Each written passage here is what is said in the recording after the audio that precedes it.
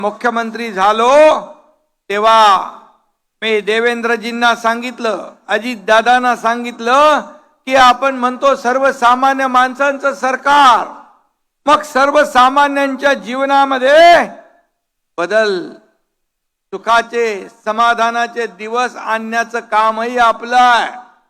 आणि मग मुख्यमंत्री माझी लाडकी बहीण योजना आपण जाहीर केली। विरोधक म्हणाले चुनावी जुमला आहे, हे काय देणार नाहीत पैसे, फक्त निवडणूक जिंकण्यासाठी यांनी हे लाडकी बहीण योजना आणली आहे। काही लोक कोर्टात गेले, कोर्टाने त्यांना लप्पड दिली, बोले भागो इधर से। आणि मग या मुख्यमंत्री माझी लाडकी बहीण योजनेमध्ये ज्यांनी खोडा घातला, मी त्यावेळेस म्हणालो होतो की या सावत्र दुष्ट भावांना बरोबर योग्य वेळी जोडा दाखवा।